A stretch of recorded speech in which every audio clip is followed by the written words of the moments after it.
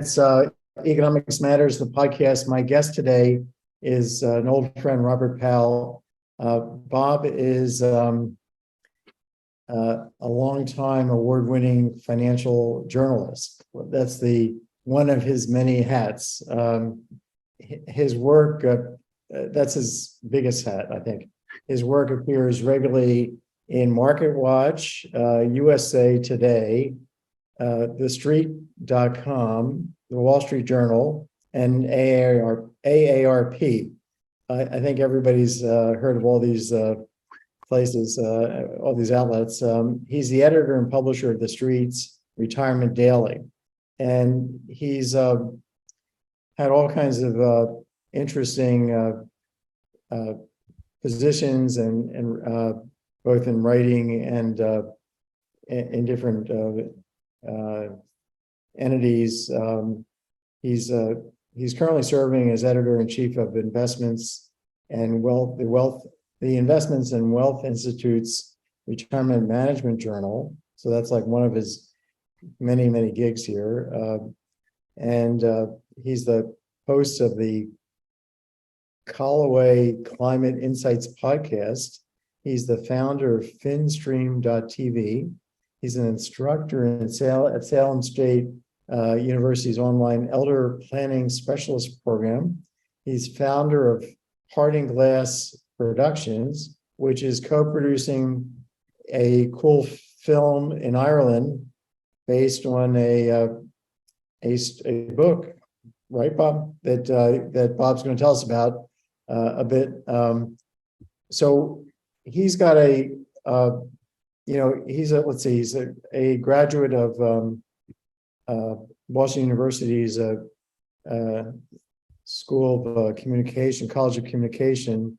He went to Marquette University, where he got his undergraduate degree, and he's also attended BU's financial planning program for financial planners, the CFP program at BU, if I got that right. Yep. So Bob's on like 25 different boards. He's what we call an Irish mensch. He's a great guy. Everybody loves him, but he's also a terrific writer in personal finance. And I've had a number of personal finance journalists on the podcast, and I'm really delighted that Bob could join us. So Bob, why don't we start out by just giving a little background to how you got into journalism in general, and then kind of personal financial journalism. And yeah. Where did all this start? Where did you grow up? So I grew up in Rhode Island, and then attended school in the Midwest. And I didn't attend journalism school. I wasn't a journalism undergrad major at Marquette, and it wasn't until late that I got the journalism bug at Marquette. I wrote only one piece ever for the school newspaper, but when I saw my byline in print, I sort of became enthralled with this notion of being able to write something and then see your name attached to it, and then have people comment about what you wrote. And so that was my first sort of introduction to journal. I mean, I had been writing all the time, but never with my own byline, never for public consumption. And then, but when I graduated college, my first job out of college was working for a pharmaceutical sales company, Larry, and in Connecticut, in Fairfield County, originally in Fairfield County, and then later in all of Connecticut. And what I discovered at the time was pharmaceutical sales was a really lucrative profession at the time, for me anyway. And but what ended up happening was I would rush home from work to go work on the community newspaper, where I earned next to nothing, maybe 10 cents a column inch or something. And but I got more satisfaction out of writing about school committee meetings and the ongoings of the zoning board and whatnot than I did actually out of selling drugs by day. But after 4 years of selling drugs, I came to a fork in the road, and I was deciding whether I should pursue journalism full time or something else. And I'm one of probably the few people in the world that ever read What Color Is Your Parachute, and actually did the exercises in the back of the book, each and every exercise. And when I finished the exercises, Larry, it came out that it was evenly divided. You should become a journalist or you should become a stockbroker. So I started interviewing for both positions. And what I learned along the way was that journalists earned next to nothing. I knew that already, but it was further confirmed that that they earned next to nothing. And by that point, I was also 4 years behind my peers. I didn't have a daily writing experience, right? I was writing for a weekly as a freelancer. And so I was competing in many ways against people who had 4 years of experience, who had gone to journalism school. And so I thought, well, I think I'll become a stockbroker because that's much more lucrative, and I can keep writing at night. So I became a stockbroker, and it was there. By the way, I failed miserably at being a stockbroker, and the reasons are essentially being a stockbroker at the time was being a salesman, and I was a terrible salesman. I would call someone up and I'd say, "Oh, our research analyst says that we have a buy on IBM," and the person would say, "Well, are you sure it's going to go up?" And I'd say, "Well, beats the heck out of me, sir. It's a stock. It's risky. It could just as easily go down." Right. So I could never convince anyone to buy anything. You're going to lie, right? Right. So for me, it was just the wrong profession, in part because I was always talking about both sides of the of the story, the pros and cons, the benefits and the disadvantages, et cetera, et cetera. And what I realized, though, was I loved the market, and I ended up loving personal finance. And I was still writing at night for, at the time, business journals like the Westchester Business Journal in New York. And after 2 years, my boss came to me and said, "It's been a lot of fun watching you try to succeed as a stockbroker, but I have to pay for that desk." And it was at that time I went back to this notion of becoming a full-time journalist. I enrolled in Boston University's College of Communication. And what I did was I actually created my own business journalism master's program. I took all the requirements at the School of Journalism, the College of Communication, and all my electives at the School of Business. And so I took the finance and accounting and organizational behavior at the School of Business. And when I graduated, I had, in essence, a sort of a business journalism, not only background academically, but a business journalism background professionally, having been a stockbroker. And once I graduated from the BU program, or I should say I didn't quite graduate, I ended up going part-time, but getting a job starting at the lowest level of journalism, working for a tiny little newspaper in Rhode Island. Then I went to the Berkshire Eagle. Then I went to the Boston Business Journal. And then I went to the Boston Herald.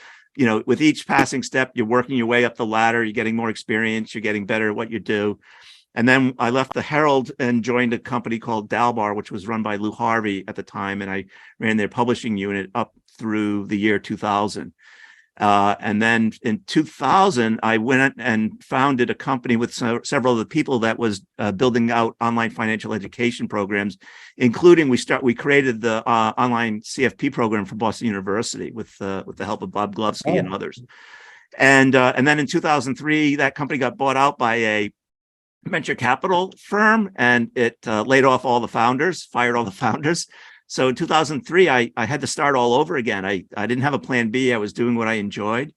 And I called a dear friend who I used to work with at the Boston Herald. He at the time was the editor of Market Watch. And he said, "Well, what do you want to write about?" And at the time, what had struck me was there's a gentleman named Ken Dykewald. I'm not sure if the name rings a bell or not. He founded AgeWave, and he used to give presentations to the financial services industry and talk about, at the time, how there was these 77 million baby boomers marching toward retirement, and they didn't know what to do. They didn't know where to turn to for help. They didn't know how much they needed to save for retirement. They didn't know how they were going to spend down in retirement. So I told Callaway at the time, well, I think it's ripe to, sort of focus almost exclusively on retirement. So in 2003, I turned my attention as a freelance writer to the subject of retirement. And for the past 20 years now, I've been writing mostly about retirement, everything. So I eat, breathe, and sleep all things retirement, Larry. Cool. So it's it's just shows younger people that might be listening or watching that there's no straight path to Mecca. It's always, for everybody, it's partly it's a matter of making this going the wrong way, but eventually moving in the right direction. But sometimes you have to make your own path. It's you took this double major, communications and business at BU. That was insightful. You thought that out ahead of time. So you have to push the envelope. So Bob, let's talk about, we'll get back to the movie at some point, but let's talk about personal finance. You've been, writing about retirement, and we have 77 million baby boomers now. Probably some of them died already, but they're basically in retirement. And according to studies by Alicia Manel and her colleagues at Boston College, they have enough money to cover about 3 years of spending, or at the median, maybe. There's obviously some who've done quite well, and others are living just on Social Security. We know something like 20% of retirees, I think is Social Security's own number, are living just on Social Security. So what's your take on the big picture of have baby boomers basically screwed this up and not read enough of your articles, or what exactly, or Terry Savage's articles or other people's on this stuff? Yeah, I think so. I'm of two minds, right? For many years, we've sort of lumped everyone into this notion of there being a retirement crisis, and I'm of two minds on this subject. I'll make mention of Andrew Biggs, who you're probably familiar with, and I've listened to him speak, and he says, well, you can't say there's a retirement crisis for everyone. For the people who are in the highest income levels, in the highest net worth levels, there is no crisis for them. They've saved enough money. They have enough assets to fund their desired lifestyle forever. For people in the lowest income quintiles, maybe Social Security represents 100% of the retirement income, but maybe it replaces 80% of what they had earned pre-retirement. So maybe there's no crises at the lowest income quintile. The crisis in his mind is in the middle income segment, in which case they haven't saved enough for retirement. They started too late. Maybe they thought that was a social contract. Maybe when they entered the workforce, as I did, defined benefits were still in existence, and 401ks were just sort of coming to the fore. And at the time, when 401ks, began, no one ever gave you investor education around what this was, right? They said you have the ability to save for your own retirement now. You're on your own. Here are the keys to the car, and oh, by the way, we forgot to give you driver's ed along the way, right? So people were at wit's end. They were like, oh, this is great. I have to save for my own retirement. How much should I save? And how should I invest it? And how much should I escalate my savings? And when should I escalate them? And so, for many, many years, I think people were adrift out there in terms of trying to figure out what they need, how much they need to accumulate in their nest egg. And so I think there is a crisis for a segment of the population. And for many of these people, as you noted, the stats are, troubling, right? Alicia Manel, I haven't seen it recently, but I used to publish the National Retirement Risk Index that pretty much showed that only half of the people might have enough assets to fund their desired standard of living throughout their lifetime. And so, if it's a coin toss, right, to know whether you're going to be able to fund your lifestyle, your desired lifestyle, that means that, at least half the population is in jeopardy, let's say. And so for them, it may be too late, right? For many people, the options, it would be impossible to save more if you're late in life. You might be able to work longer, but the interesting thing about that, even though that's beneficial, according to John Chauvin, over at, he's done some work on, the need, just working 3 months longer is the near equivalent of saving an extra 1% per year over 30 years. I think what's interesting is, of the people who say they want to continue working into retirement, only half are able to do so. So in a way, it's a terrible plan A and a terrible plan B if you think working longer is going to be your savior for not having saved enough over the course of your retirement. And that leaves a couple things. One is reducing your standard of living, right? Lowering your standard of living. And I think, this is where, and Larry, you've written about this, and I think this is a really interesting dilemma for the financial planning industry, in part because they rely so much on software, right? Money Guide Pro, eMoney, all these off-the-shelf financial planning software programs that may or may not account for the possibility, as Michael Hurd and David Blanchett and Boston College have noted, JP Morgan, that there's potentially a decline in real spending in retirement. So you've mentioned, I think, in the past that people might be oversaving. And I don't know if that message has resonated with people, the possibility that maybe they oversave because they haven't been able to calculate what they will spend in retirement, and that it might actually decline more rather than rise on a inflation adjusted basis. Anyway, Yes, all by way of saying this is a complicated topic, and I don't fault people for perhaps not for getting it wrong. yeah. Well, there's research out of Eric Hurst and a colleague at University of Chicago wrote an influential paper about the fact that when people retire, they can economize on, they're not eating out as much. They can spend more time shopping for bargains. They don't need as much in the way of clothing. Transportation costs go down. They're not commuting. So I think he would say this stuff can explain 20% of the decline in spending. I think other people think that's a little bit on the high side. Maybe it's more like 10%. But when people's living standard drops in retirement, the first question I have would be, are they doing this voluntarily, or is this because they had to? They just didn't bring enough money into retirement, which brings me to my question. Why is it that we as people are so reluctant to do financial planning? My sense is that if 15% of people are using financial planners, it's probably a lot. And if another 15% are actually planning systematically on their own, my sense is maybe 70% are just relying on their employer and Social Security and saying, I want to retire at this age. This is when my buddies are going out. We're all going to go bowling together. I can't wait. Or going golfing.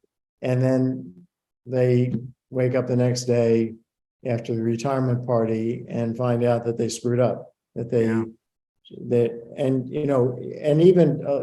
saying that you have enough money in assets at retirement, if you do a calculation for somebody and say, well, this person's got enough assets. Well, as you said, Bob, they're not coming in the form of an IBM pension, right? IBM was the first company to cancel its or shut down, freeze its defined benefit pension plan. And they led the way for the rest of the corporate America. So we have no DB plans, unlike most of Europe, which does, most of at least the EU. So I think people are overly relying, but I think there's also something psychological here, a fear factor that people are afraid to look. And have you found that in your kind of, walk through this world, that people are just scared, that it just comes down to that? They just don't want to, and they become more scared when the stock market declines.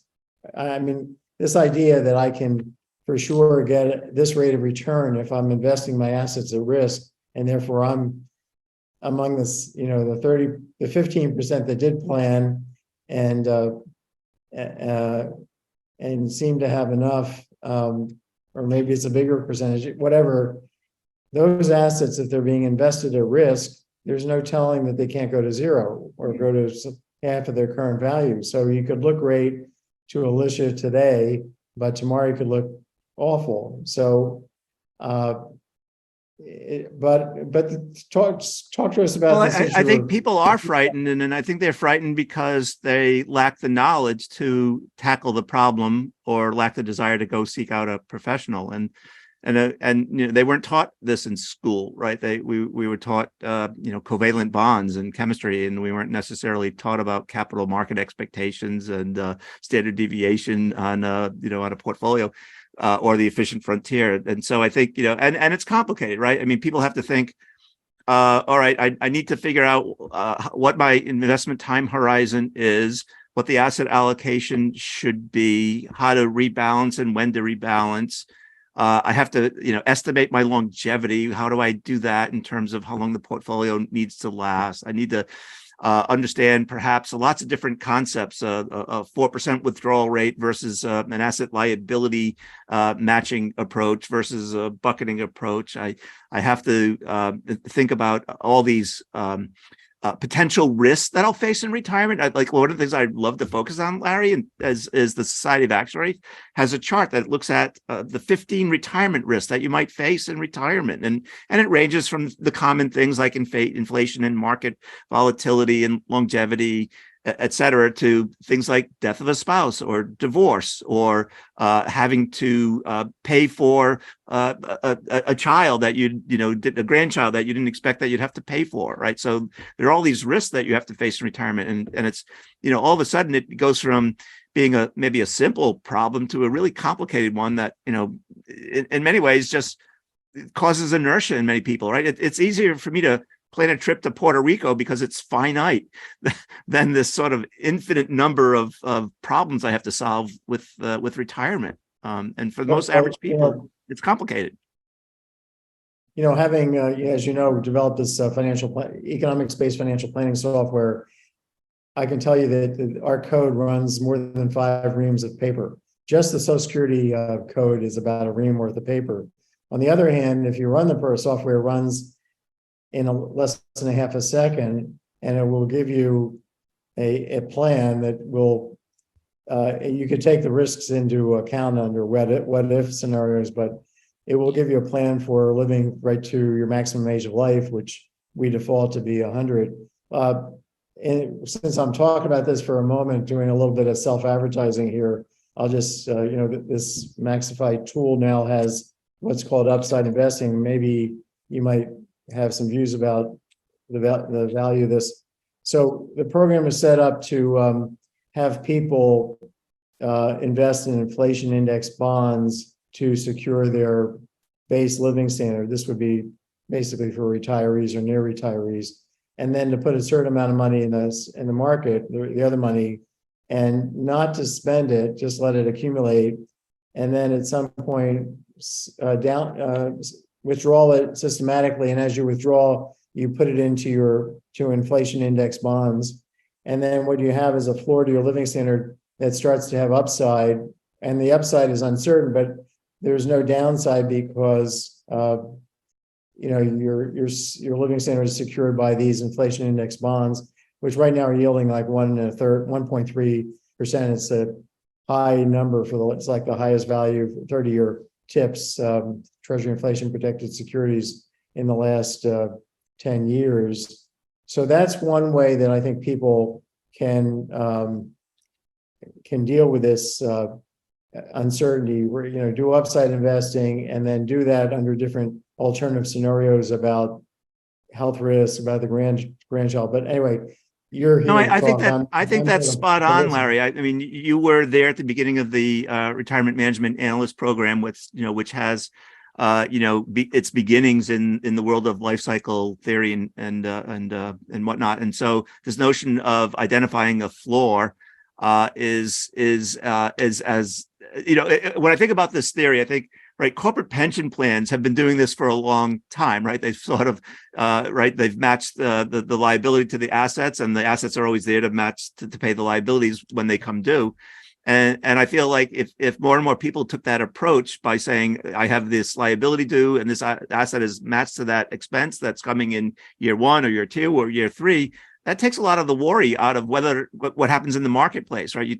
Instead of worrying about whether I can take 4% from my portfolio, you no longer have to worry about that, right? Because that's in the upside portfolio now, and that upside portfolio will replenish your floor, perhaps, unless you're doing it differently, and maybe you're creating a floor that lasts the entire length of your retirement horizon up to age 100, or maybe you're refilling the floor as you go, whatever you're doing. But having a dedicated asset for a certain liability takes a lot of worry out of the retirement planning process. So I'm a big fan of that. And others have written about this, Larry, right? I remember talking to Farrell Dolan, who worked at Fidelity probably 20 years ago, and he had developed what he called at the time the 4-box approach, which was to have guaranteed lifetime income support your essential expenses, and then have risky assets support your discretionary expenses. For instance, Moshe Milevsky, one of your colleagues, has written about this, right, in terms of matching assets and liabilities.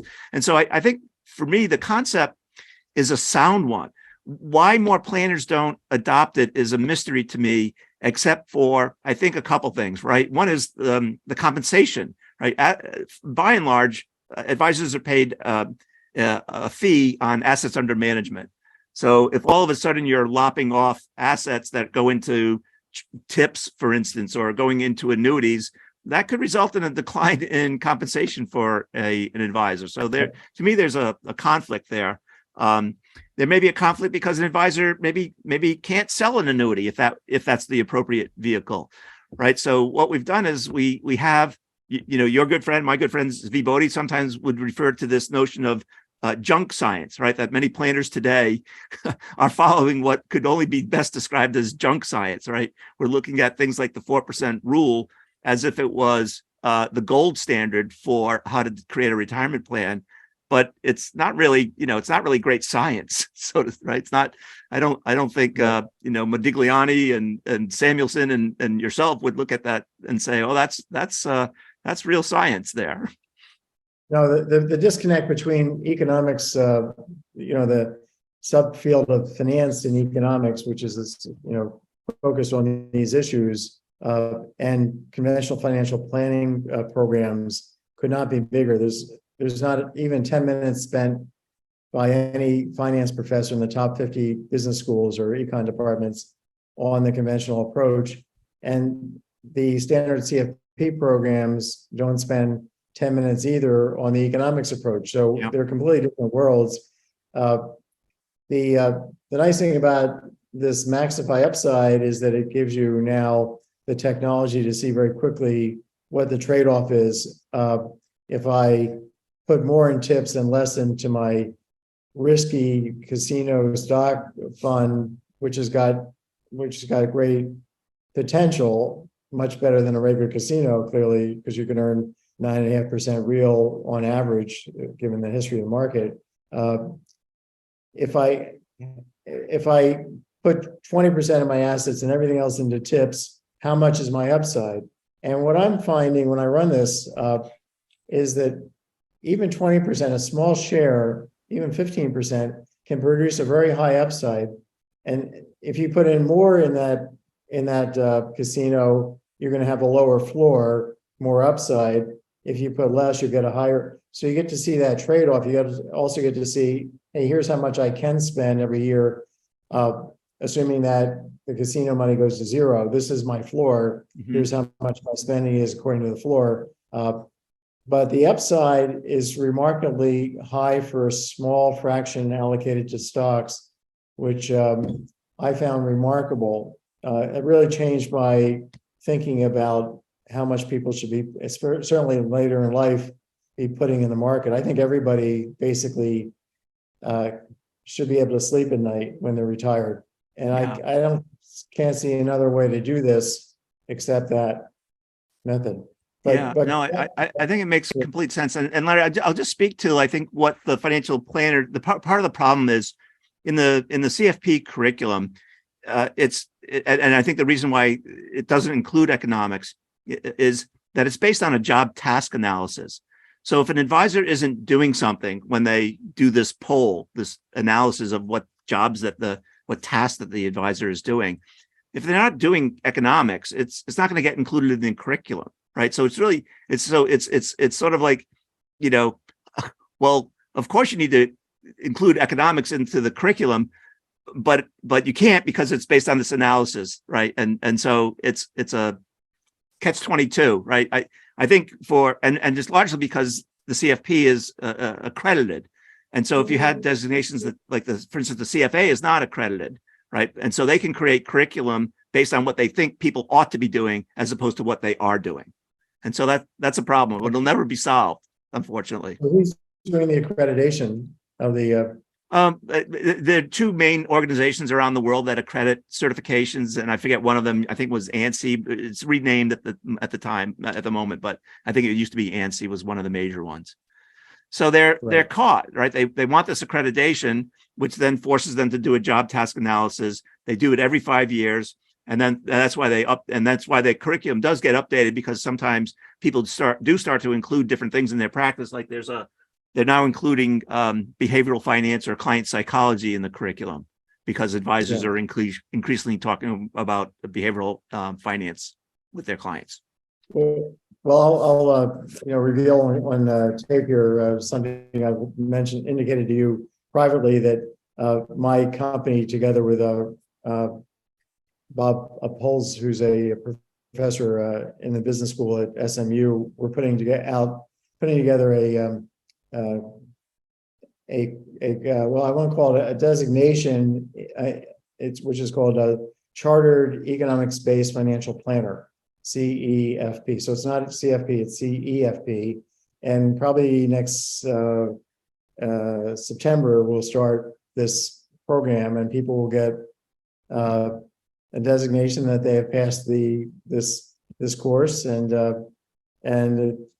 I'm not sure who would accredit us, but we'll try and get anybody possibly can to accredit us. But at least we'll be giving planners real training in economics-based planning. Yeah. And it would be connected with the software. But let me ask you, do you think? Yeah, by the way, I did talk to your colleague about this and mentioned that there might be some outlets, Financial Planning Association, the Investments and Wealth Institute, that would be willing to offer this kind of course to their members. That'd be cool. That'd be great. But let me ask you about financial planners. Do you think on balance they're helpful? Do you think they've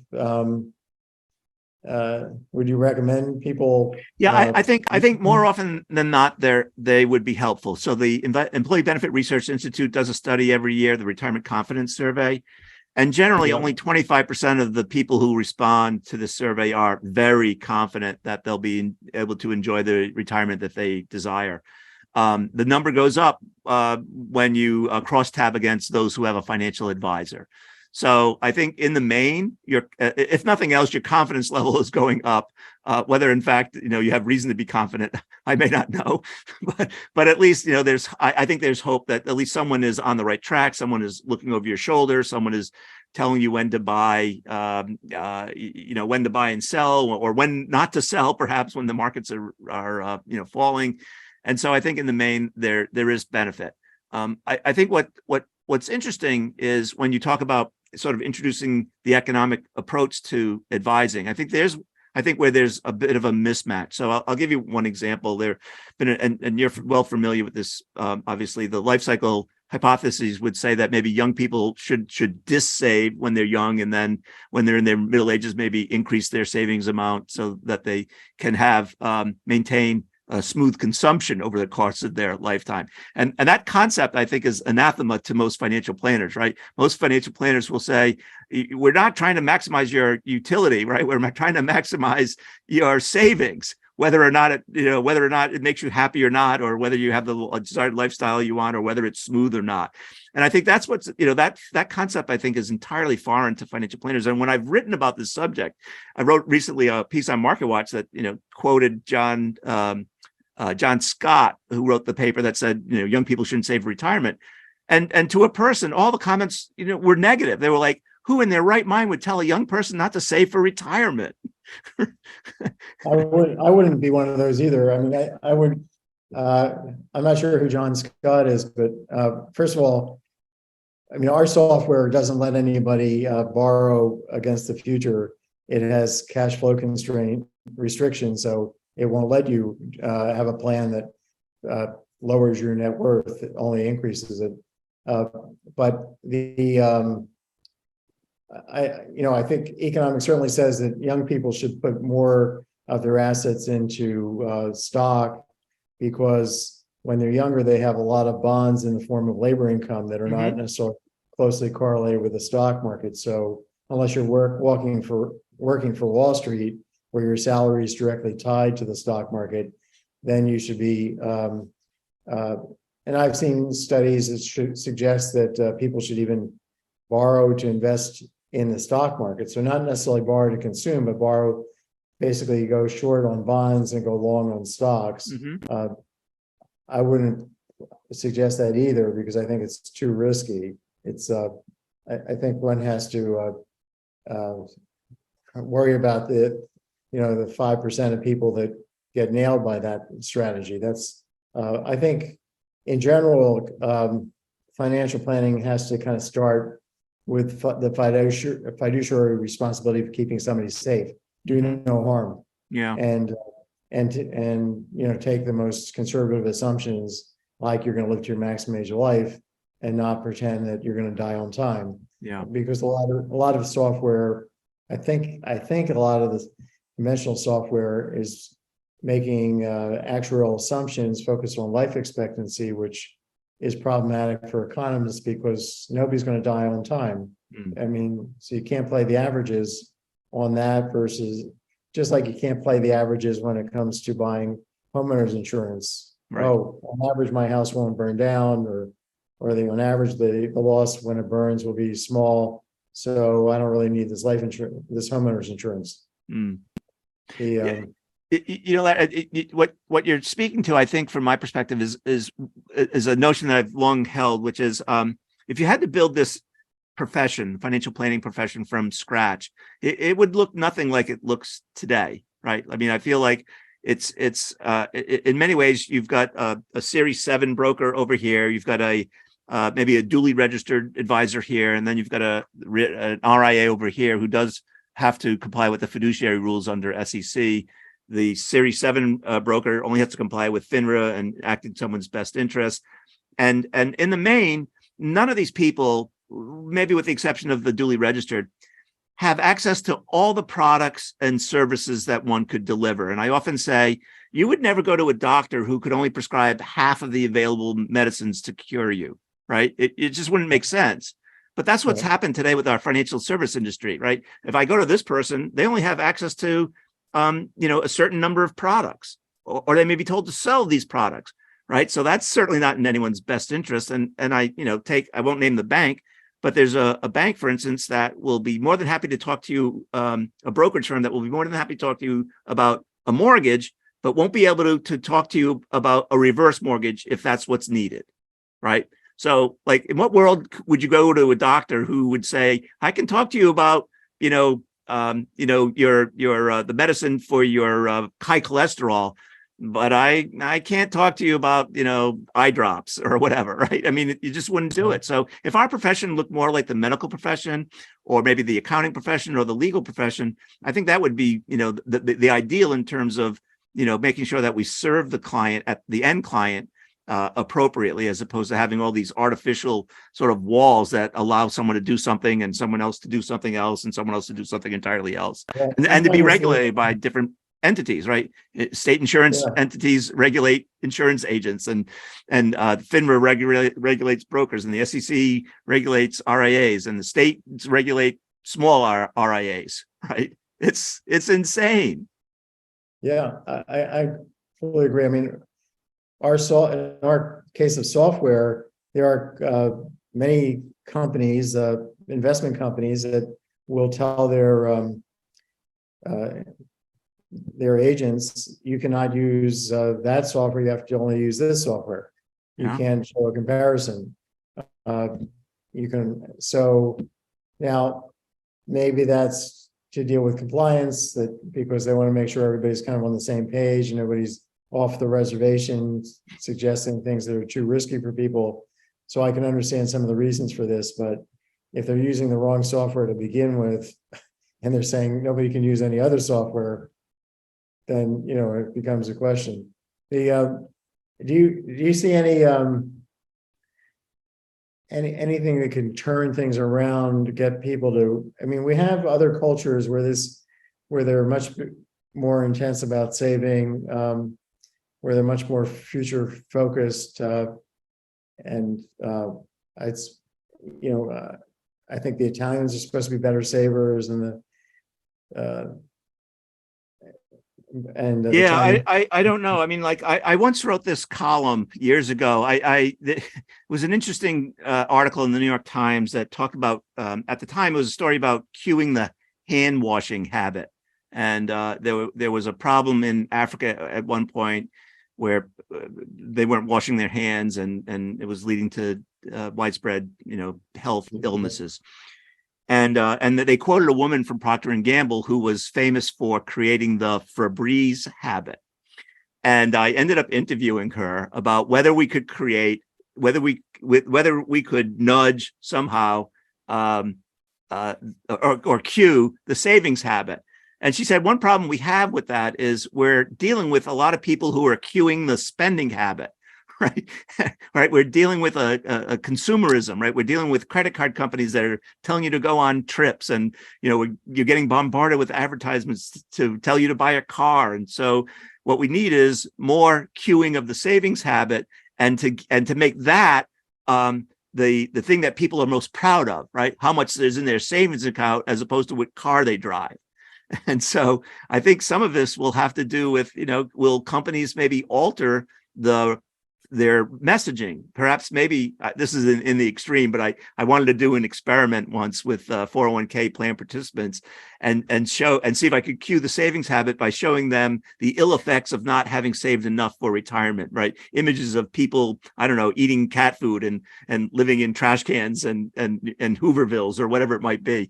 And I couldn't get anyone to want to do this experiment to see if we could cue the savings habit. But certainly, savings is and one of the reasons to save when you're working for somebody else is to maybe accumulate enough money so that when you're 55 and you get fired, you can start your own business and then work that business into your 70s or beyond. So that the nice thing about having your own business, it's risky in many ways. Most of them fail at some point. Yeah. But if it's if it's something that there's a need for, if it's not something too out there, then the nice thing is you can't be fired, right? Yeah. You're the boss. The the SOA did a study about what people's planning horizons are generally, advisor or not. I forget which, whether it was everyone lumped together, but it was like 5 years. So ask a 30-year-old to think about what they're going to do at 50. It's almost impossible for them to imagine that. Same for a 20-year-old. And so I think one of the problems is that, right, we have this, what's the economic term? We've got myopia. Sorry? Myopia. Well, that too, right? Or discounting issues, right? They've got right. Hyperbolic discounting. Yeah. Yeah. So right. I think we have to deal with some of these behavioral sort of problems that are out there that people just can't fathom something 40 years away. Yeah, the hyperbolic is kind of like at this current point in time, I know I have this understanding of how I'd like my future self to act, and I'd like my future self to take care of my, next year self to take care of my future self. But right now, I want to eat that popcorn, or I want to go on that vacation. So some of this explains people trying to lock themselves in, like putting money into a Christmas club right after Christmas so that they won't spend it. So they'll actually have money to buy Christmas gifts the next year, or putting money into and even a CD where there's a penalty for taking your money out early. So some of this behavior, but I think that let me see how you react to this. My view about behavioral finance in general is very negative. Okay. I think the calculations that people need to make to figure out, even if everything was perfectly certain, to figure out how much to spend such that they could maintain the living standard per household member right to the last moment is so complicated, involves so many moving parts. We've got the federal taxes, your state taxes, you've got the 401k, you've got when you're going to take the money out, whether you're going to do Roth conversions, whether you're going to have take spousal benefits and retirement benefits, and the interconnection between you and your spouse if you're married, and your kids if they're disabled, and getting them benefits. And whether you're going to downsize your home and what state you're going to move to. This becomes so complicated that nobody can remotely figure it out. I've taken actually pretty simple cases of examples and taken like 15 economists, including a couple Nobel prize winners in finance, and said, here's this household. There's no uncertainty. The guy's single. Here's the rate of return. Here's how long he's going to live. Here's when he's going to retire. And he lives in this state. How much should he spend, since he's single, in today's dollars and for the rest of his life in today's dollars, such that he can keep on spending it? How much should he spend today? And if the right answer is 75,000, it's the standard deviation is about 20,000. So people are typically too high by 20,000. 95,000 is a typical kind of an answer, or 55,000. And I've done this with, I just did this the other day with my intermediate macro class. And most people in that case came in a good 30% too low in terms of how much this person could spend. But so economists can't get this right. Nobel Prize winners in finance can't get this right. And then we observe in the data that people are getting it wrong, deciding they're saving too little, insuring too little, or not insuring, in some cases saving too much and insuring too much. And then we decide that they're financially sick, that they financially have bad behavior. And there is obviously some things that connect to some of these notions of financial illness. But I think the biggest problem is that we are pretending that people can make these calculations correctly on their own when they can't, and that economics should be moving into telling people what to do rather than examining their mistakes, prescribing solutions rather than diagnosing their supposed financial maladies. Yeah, I don't disagree with that at all, Larry. I mean, I think there's a certain amount of baseline knowledge that someone needs, right? When I write, I'm always fond of saying I'm not here to create a nation of do-it-yourselfers. I'm here to sort of take someone from street level to curbside, and if they end up on an advisor's doorstep, so be it. But at least their eyes won't glaze over, right? When I mention whatever it might be, deferred income annuity or or whatever the case might be, right? And so I think the same is true with your approach here, which is I think people need to be told what to do, but I think they also need to have some aptitude or knowledge around what it is that they're being told. So I often think of the people who come to my website who read my articles. I like to think of them as students of the subject, right? They want to learn, right? They don't want the top 10 places to the top 10 nudist colonies, right? They don't want that. They want something of substance. And so I feel like there's an audience out there, and maybe not everyone, maybe some people just want to be told what to do because it is so hard and complicated.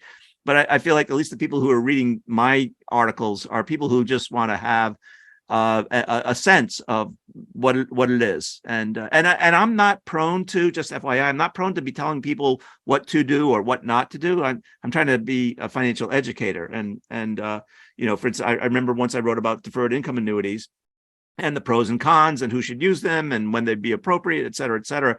And then someone wrote to me, obviously misread it and said, "Oh, you're a shill for the industry." I'm like, "No, I'm not a shill. I'm trying to help you understand when and how to use these things, and saying they're not appropriate for each and every person, but they may be appropriate for someone in this kind of, fact pattern, whatever it might be." And so, but I think in the main, look, there's a mix of people, right? There'll be people who want to learn and there'll be people who want to be told. And maybe in between, there's a little bit of telling and learning. Yeah. So Bob, let's talk a little bit about inflation, since that's kind of the one of the biggest financial concerns of the day. It looks like from the most recent data, we're still running around 6% inflation.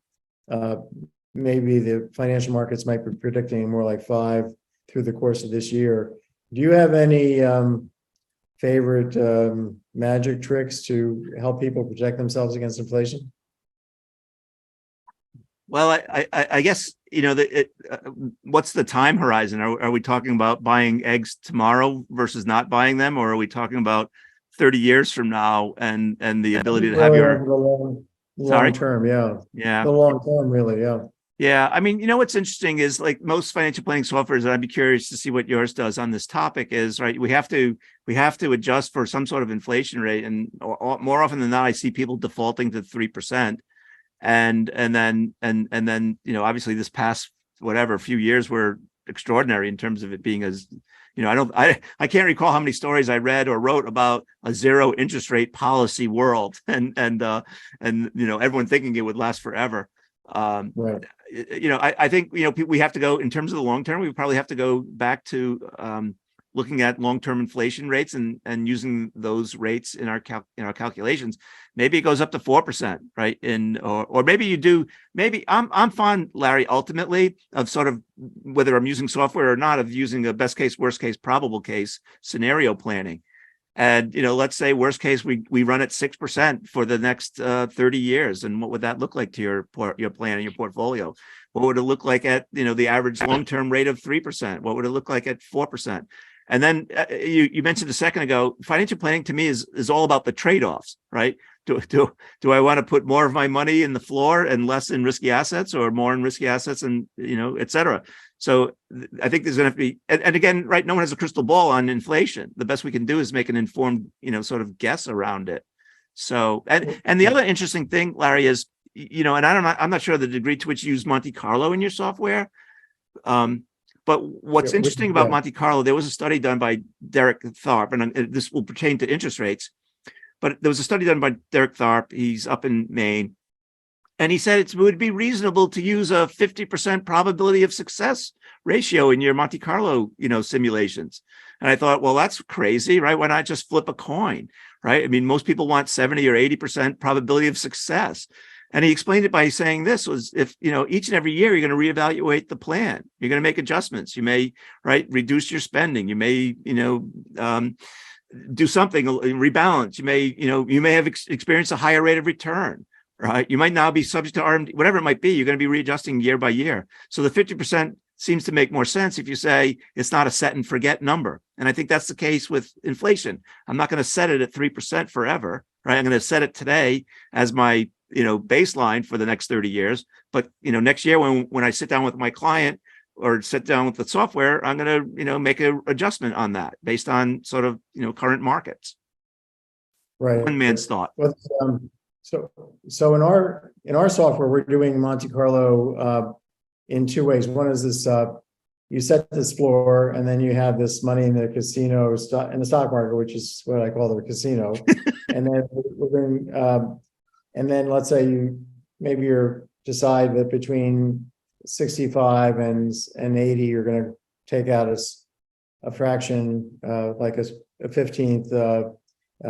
The first year and the 14th the second year withdrawal from this casino. So you have very, very systematic, and then you take the money out and put it into tips. So we're simulating with Monte Carlo the upside to your floor, because every time you take something out, you can raise your floor. So there's no downside to your floor because you're buying the tips. And then we have this other method of running investment risk analysis, which says, I'm going to we'll simulate your, you tell us what portfolio you're going to be holding, and we're going to simulate what would happen if you every year spend, let's say in a cautious manner, as if you're always going to earn a zero real return from that point forward, for sure, as if the world was certain. And we're going to take a draw of Bob's returns this year, and well, first of all, figure out how much you would spend this year, given where you are, under the assumption you're going to get zero for sure. Then we take a draw of your returns, and we again simulate. Maybe you did well. We simulate you're a year older. Simulate what the spending path should be if you're going to get a zero real return for sure. And by doing this, we get a trajectory of your living center can go up and down. So we produce 500 trajectories. And we see, so it's not anything about the probability of your somehow making it, because you can never run out of money under this assumption, because you're always reducing your spending. If you've done poorly, you're going to spend less. If you've done well, so it turns out that how aggressively you spend can be as important along the path, can be as important as how aggressively you invest with respect to how many of these trajectories end up going down south in your old age. So how much downside risk are you? So you actually get to see your living standard risk based on how you're investing and also about how aggressively you're spending. So I think this corresponds, I think, to what economics says to do. And then we even, I don't know if you remember, expected utility maximization from your economics courses, but the program actually does that. It's the only program that will do this for households, figure out their expected utility, lifetime expected utility from investing and spending this way versus that way. So it's certainly, the economics approach is out there. It's a matter of people using it if they want to. Yeah, I wish more people, Larry, would the part of the problem right in the world right now is there's an installed customer base, right? So the Fidelities of the world, the Schwabs of the world, the Wirehouses of the world, they all have their software. And it would be really interesting to have them incorporate your software into their systems and run side by sides, right? And to see what kind of different, and maybe you've done this already, but to see like how different the outcomes are and how much better perhaps the outcomes are, using your software. I was just on a call yesterday where, one of the complaints was about how these software programs that are out there today don't necessarily accommodate the realities of today, nor the economic approach, that's for sure. A couple, quick issues that economists would have with the conventional approach is, first of all, they're kind of focused on the probability, and there's Monte Carlo simulations, probability of running out of money. So economics would say that's like the worst scenario possible. You never want to have a plan that would envision even a 1% chance of being completely bereft of assets or living on cat food. So you want to make sure that you can see the trajectories don't ever approach that.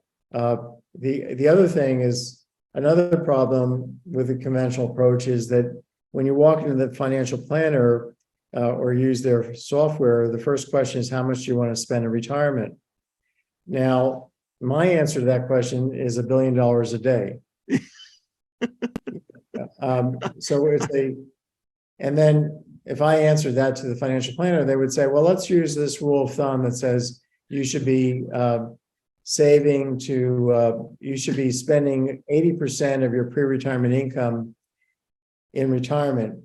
That's now the problem with that is for most people, that's too high a target. Yep. So this is going to help the planner because the advisor, because they get to invest more of your money, but it implies a much lower living standard than now. And it's like starving today to splurge tomorrow. And you don't want to go the other way. You could also set a target that's too low because you're not aware, and the planner takes that as given. What we want to do in economics is not ask you any questions. Figure out, given your resources, what you can spend so that you can keep on spending it. There's no reason to ask somebody that question. It's a terrible question. And then once you hit retirement, the financial industry changes hats and says, well, forget that target. We're going to just look at your assets and we're going to have you spend 4% of it, 3%. That's the 4% rule you mentioned, through the rest of your life, no matter what happens to your assets. Yeah. Basically, you have your saving on autopilot before retirement, and then your spending is on autopilot after retirement. Invariant to what's going on, economics says this is like first order wrong. This is malfeasance from an economist perspective. So I think if you did side-by-side comparisons, I know that you just would not find anything close to. I did. Mark Wazowski and I wrote a paper years ago looking just at this 80% replacement rate rule and comparing it with what economics-based planning says. And we found that for most households, it was way too sky high compared to what you should be doing.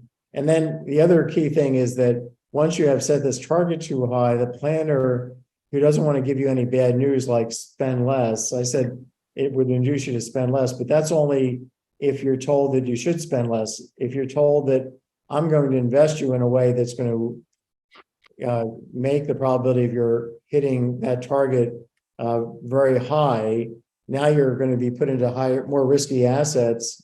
And then the problem is that they don't really necessarily show you that, yes, the probability of your losing your shirt is smaller, but also the probability that you're losing your shirt, that when you do lose your shirt, you'll lose it earlier is higher. Yeah. And that therefore you'll be starving for a longer period of time. That's not included in the analysis. So that's what I'm saying. Yeah, I think these two approaches are really day and night. And that's why we're introducing this CFP designation. Yeah, well, I hope the course is wildly successful, because I think, advisors need to start thinking differently. I mean, one of the problems, I think, Larry, too, is for many, many years, the focus was on helping people get to retirement and not necessarily through retirement, right? We were so focused on what, how large of a nest egg do you need to have in order to retire to, a comfortable standard of living. But then whenever I thought about like the drawdown phase. And so, there's, I think, more than enough education around that, because there seems to be, on the part of advisors, well, I guess two types, right? There's the type that just use the 4% rule. There's the type that might use annuities only as a solution. And maybe there's someone that's using, I don't know, the bucket approach or something. But those are all sort of rough cut tools, right? When a more nuanced solution is required, especially one that makes sure that someone does enjoy the standard of living that they desire in retirement, right? Yeah, whether they can afford. And when they can afford, yeah. It's kind of like our conservation of energy in economics. You can't spend more than you've got.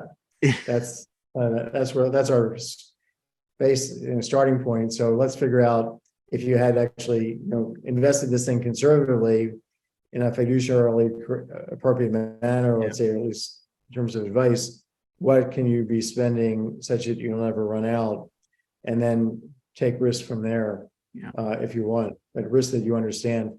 But anyway, Bob, it's about an hour or so. Oh my goodness, that went by quick. We've had a good chat. Thank you so much for all the great work you've been doing over the years and the writing. And I hope everybody will look out for Robert Powell's articles in as many different media outlets. And tell us real quick before we close here about your latest venture. Yeah. So you want to talk about the movie? Is that it? Well, the movie, but also the webs. You had the FinStream. Yeah. So FinStream is it's a startup at the moment, and what we realize over time is that people's consumption of media is changing. More and more people are interested in short form videos that could be anything from TikTok to Reels to whatever, YouTube's. And that we have an opportunity to use short form videos to help educate people about personal finance. So what we're doing now, we've published a library over 500 videos on all sorts of different topics aimed at everything from next gen adults to the silent generation, everything from basic financial planning to estate planning, all the life cycle events, getting married, graduating college, buying a home, getting divorced, etc. And so we're just continually building out this library. And the interesting thing is, where's it located in terms of the web? Well, you can find it on the website at finstream.tv, but we're also on a number of streaming. Yeah, just FIN stream, no dot. finstream.tv. Okay. You can find us on YouTube. You can find us on Vimeo. We're on Roku. We're on Fire. We're on Amazon. We're on Google Play. You can find the app. And then we're on about 300 smart TV platforms around the world, things like everything from Samsung TV to TVs that I don't even know the names of, in places all over from India to Pakistan to Australia to England to the United States. Most of the content is US focused at the moment, Larry. We haven't sort of created an international brand, but it does get distributed internationally. And the hope is that and what we're experiencing right now is that there's an interest in people learning about money through video, through short form. What we're finding is our typical video, for instance, is about 8 minutes long, and the time on page equals the length of the video. So we know that there's an appetite on the part of people to not just have a 60-second take on what's your credit score and how to improve it. They'll more than happy to listen and watch to a video that explains it more thoroughly, but not so long that you're spending all day becoming acquainted with the topic. Cool. So tell us, and then tell us just as we close here. All about right. So this the movie Uh, is a really it's an interesting project. There's a book I once read many years ago. It's called 20 Years of Growing by Muiris Ó Súileabháin. He grew up on the Great Blasket Island off the coast of Dingle in Ireland. He was an Irish-speaking gentleman, and along the way, a professor from England who learned how to speak Gaelic, Irish technically, said that he should write down his life story growing up on the island. And so he did. And it's a charming book. I liken it to an Irish Huck Finn. And years ago, I had my son read it, who's in the movie industry. And he said, "Oh, we ought to make a movie about that." And that led me to finding that there was a person who already had secured the rights to the book. He's a producer in Dublin. Jerry Gregg is his name. And we have formed a partnership to try to get, he's written the script. It's all set to go. We're in the fundraising phase of trying to get money from, there's an entity in Ireland called Screen Ireland, and there are a number of financing companies here in the US. And we're out there sort of knocking on doors, trying to find if someone will underwrite the movie, trying to find actors to get attached to it. We have a great director attached to this already. She had worked on, among other things, The Crown, is in her among her accomplishments, and so we have some of the pieces in place, not all of them, but once we get a lead actor and a maybe a supporting actor, we'll be able to, I'm hoping, get the financing to do it. And it's not a lot of money, Larry. It could be done for anywhere between $3 and $5 million, probably all in. All right. So if anybody's listening or watching, if you have $3 to $5 million, give me a call or Bob a call. It will be money well spent. You'll get your name as an executive producer. Yeah. You get it. I hope this doesn't count as a solicitation, Larry, because I don't want to get in trouble with the SEC. Oh, no, I don't think so. Okay, good. Thank goodness.